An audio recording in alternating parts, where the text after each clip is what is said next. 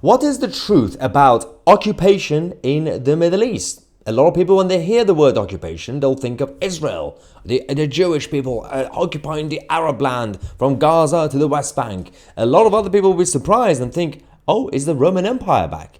Well, the facts are different. This is the truth about who is truly occupying parts of the Middle East. Now, you might know by now, Yusuf Haddad. We showed you guys a video of him a couple of days ago on this channel. Yusuf Haddad is an Israeli Arab who was an Israeli citizen who's an Arab who went to a university campus in New Zealand, did this video to educate the people, the young students who joined the pro-Palestinian societies at university and get brainwashed.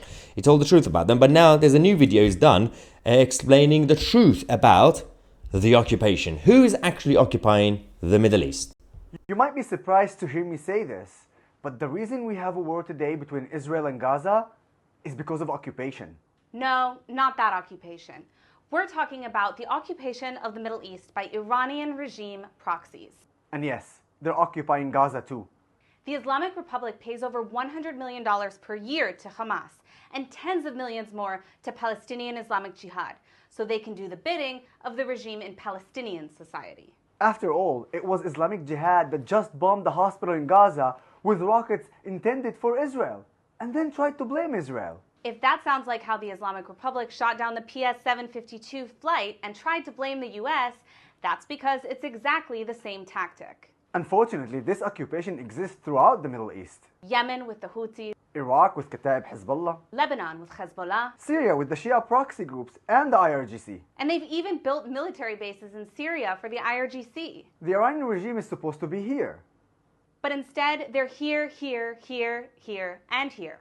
Occupying territory, spreading hate, and radicalizing an already unstable region. In Gaza, the Iranian occupation has contributed to a failing economy where the people live in poverty, while Hamas leaders live in luxury villas in Qatar. In Iranian-occupied Gaza, the Hamas bloodlust for violence has also led to multiple wars with Israel, including right now, with Hamas and Islamic Jihad leaders stealing resources to support terrorist activities. Hamas uses Palestinians as human shields and carries the values of the regime in Iran through their crimes against humanity, including rape, torture, kidnapping, and murder. Everywhere the Iranian regime occupies, there is chaos, misery, and bloodshed, and it won't stop until we force them to. It's time to end the occupation. It is, in fact, time to end the Islamic occupation of the Middle East by the Islamic Republic of Iran.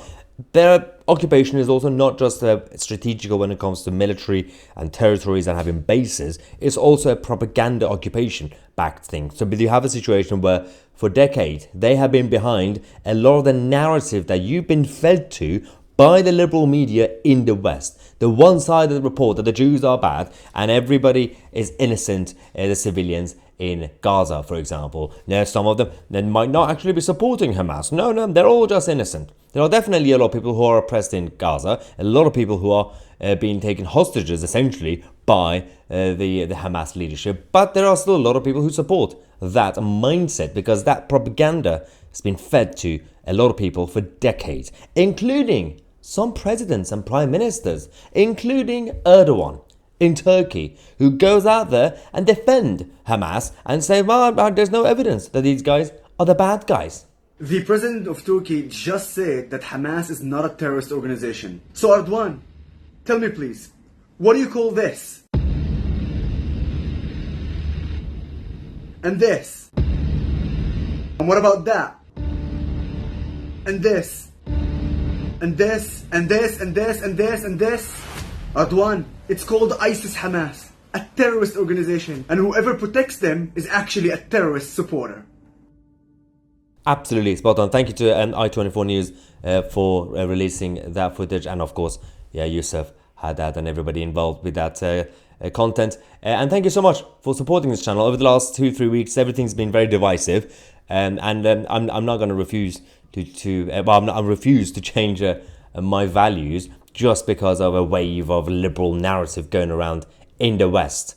If I'm going to be fighting for freedom and for individual self-determination and free speech and humanity, then we have to fight against terrorism. We have to fight against the enemies of the West. That includes Islamism, as well as the threats from CCP and our own Western globalist entities.